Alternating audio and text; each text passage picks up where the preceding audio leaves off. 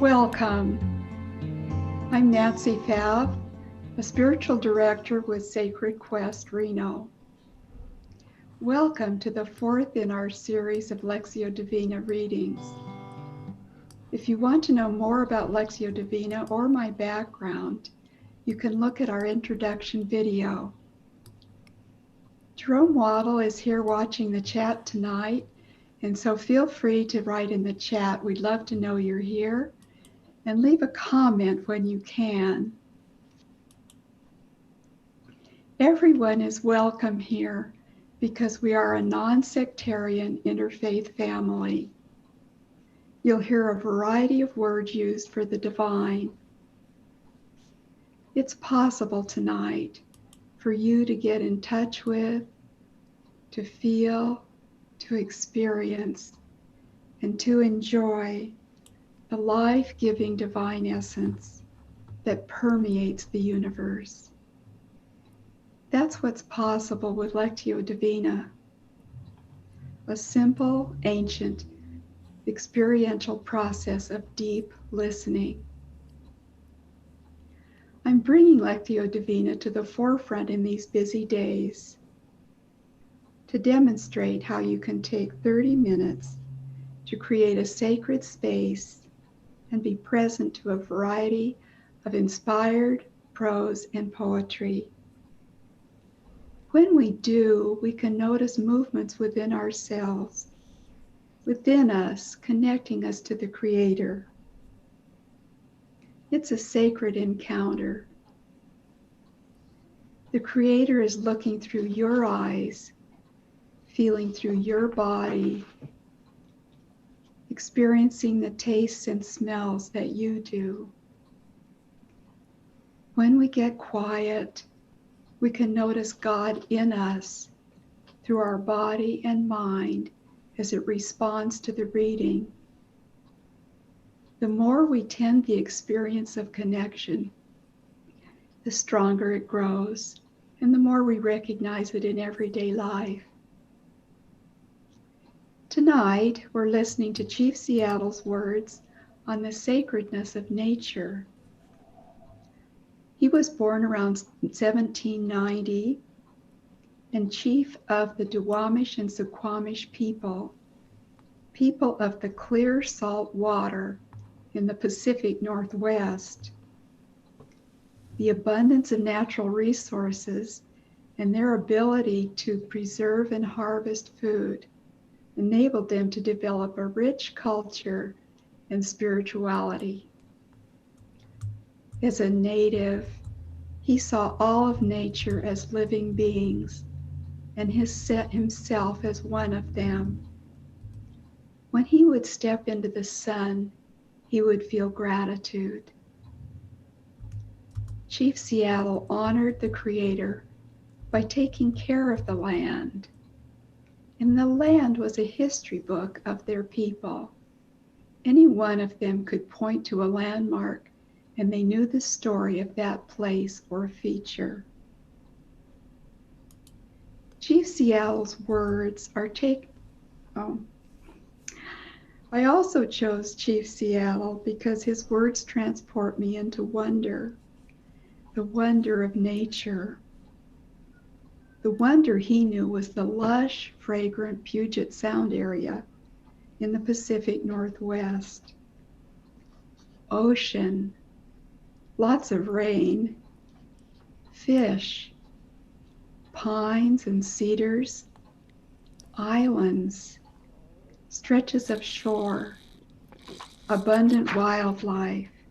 I wonder if you can remember a time where you felt awe and wonder in nature. Perhaps the salt air looking out at the crashing waves from the coastline, or a massive mountain range haloed by pink clouds at sunset. Maybe riding white water rapids on a great river, or the scent of the pines as they sigh in the wind.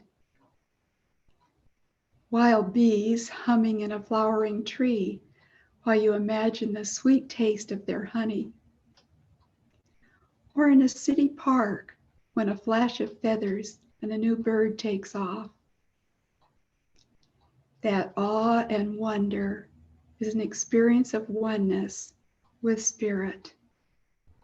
Chief Seattle put it this way: all things share the same breath.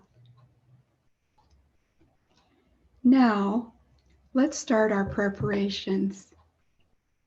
First, an intention. Our intention with Lectio Divina is to experience God moving within us. What moves us can be reflected on later to discover what message the Holy Spirit is bringing. When I begin my practice, I ring a bell, and then I make a sacred gesture of welcome. A simple opening ritual helps to unify body and mind, the conscious and the unconscious. Choose a safe, quiet space. And right now, get comfortable. We're going on a sacred quest. You may want to have a notepad nearby so that you can jot down what you experienced before it fades. Now take a moment to express your intention. Indicate your desire for communion. One way is to say, I consent to your presence and action in my life.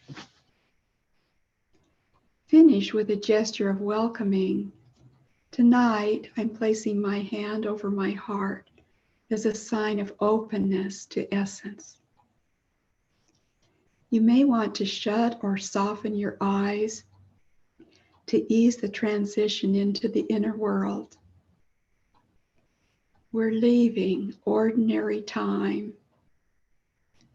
and entering a time like no other time, a place like no other place. Take a moment to stretch, to open.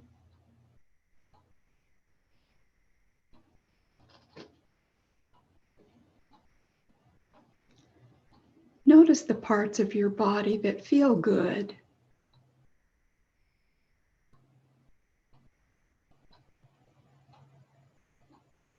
Bless the parts that are uncomfortable and imagine a healing light flowing to them.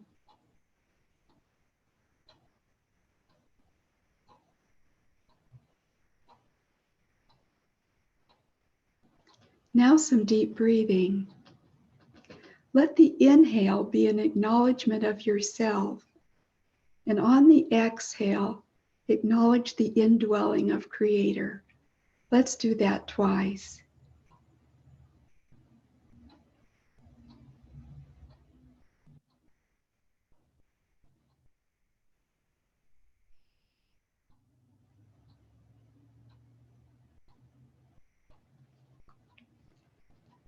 As you listen to the three readings, pay attention to your inner reactions, sensations, and intuitions. Ask your body to teach you. Anytime you hear a phrase tenderly, and let yourself be carried away, even briefly, you are performing a sacred act, offering your attention to the mystery of life. A oneness of spirit is manifest.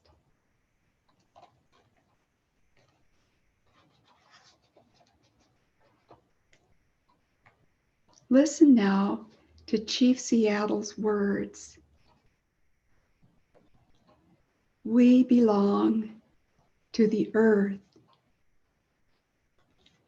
Every part of the earth is sacred. Every shining pine needle, every sandy shore, every mist in the dark woods, every meadow,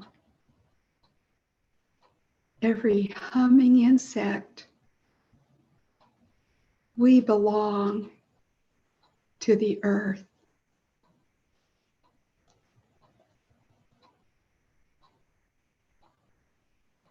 One minute of silence.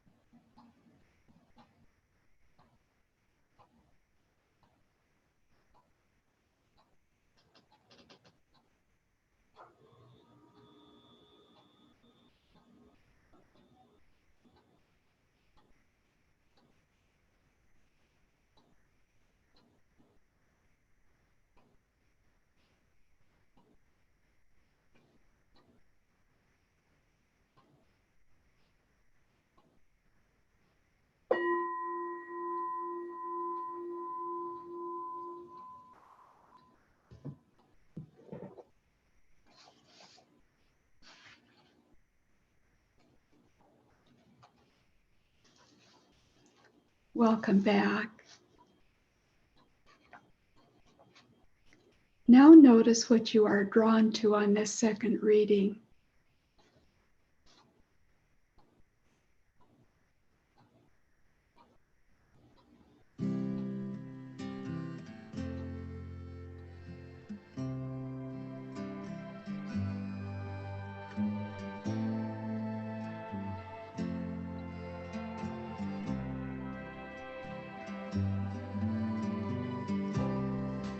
Every part of the earth is sacred.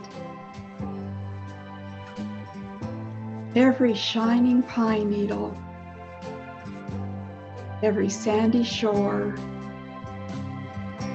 every mist in the dark woods, every meadow, every humming insect. We belong to the earth.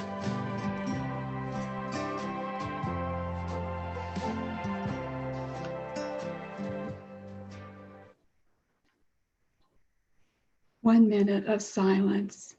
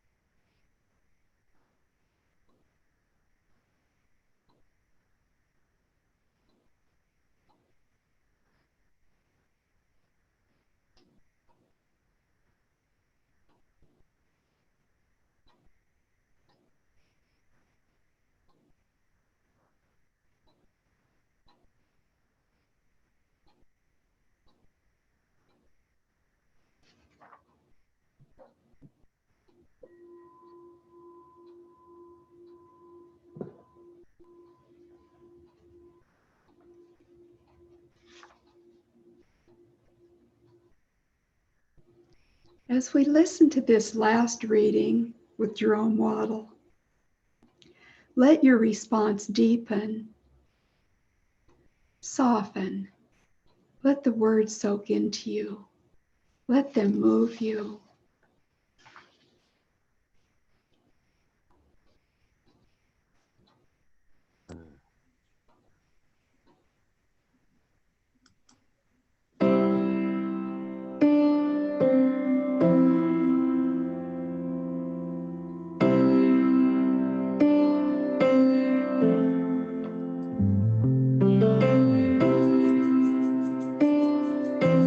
part of the earth is sacred. Every shining pine needle, every sandy shore, every mist in the dark woods, every meadow, every humming insect.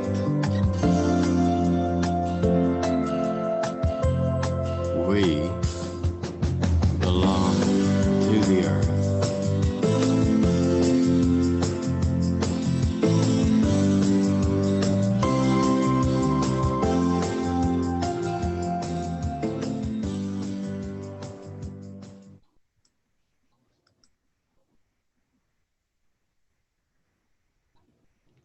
One minute of silence.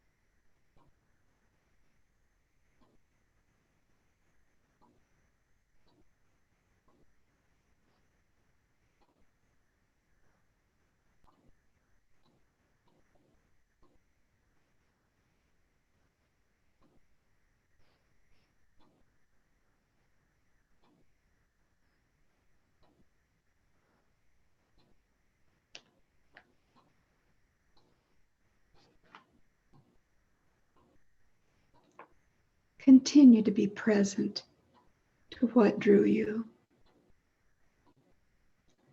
The Creator is communing with your spirit. Take your time.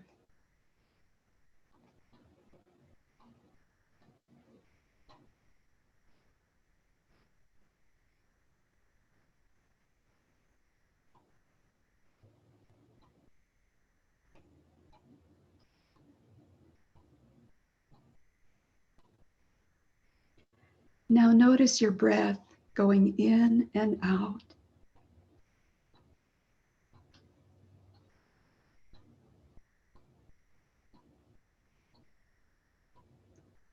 Let your attention scan their surroundings.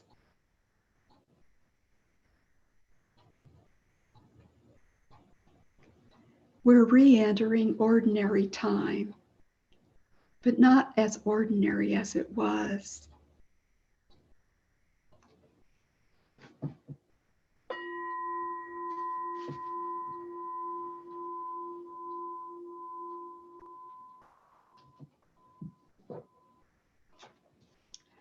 What moved you? What thought or image or intuition came to you? Did you feel an expansion in your body? During what part of the reading? Your experience was communion with the Holy, the Creator within you, moving you. When you're ready, bring your experience into the outer world. Give it form. It could be a conversation with the Creator, talking and then listening, a journal entry, a drawing, or something else. Communing with the Creator draws us into a full and willing participation in the unfolding of a new and transformed consciousness. Openness brings us to the power and meaning of love and our true nature. Now let me tell you a story about a recent experience of Lectio Divina that I've had. My friend Donna and I get together on Saturdays now by Zoom to do Lectio Divina together. On this morning, we were looking at scriptures that related to rivers. In Ezekiel 47, verses 8 and 9, it read, "This water from the temple empties into the sea. The waters become fresh. Swarms of living creatures will live wherever the water flows. There will be large numbers of fish because this water flows through and makes the salt water fresh. So where the river flows, everything shall live." You might be surprised at what drew me. It was the reference to the large number of fish. I had a physical reaction, an opening and an expansion in the heart area. My whole being responded. I knew instantly that this was a reference to the fish in a dream I'd had 2 weeks before. At the time of this dream, I was having mystical experiences that connected me to the deep center within. In the dream, I bend over to look at a dark blue square container filled with water and a golden fish. There is a moment of intense eye contact and a strong sense of connection. In this watercolor, you see how I gave it form. Synchronicities began happening. I was reading Marie-Louise von Franz's book, Projection and Recollection in Jungian Psychology. Von Franz was a Jungian analyst who worked closely with Carl Jung, the famous Swiss psychologist and psychiatrist. These are the passages that struck me. They start on page 165. Other alchemists compared the divine psychic center to shining fish eyes, or the eyes of the Lord that range over the whole earth. That's from Zechariah 3, verse 9. Another one, the divine eye looks at us from within. At first, this eye from the beyond sees us.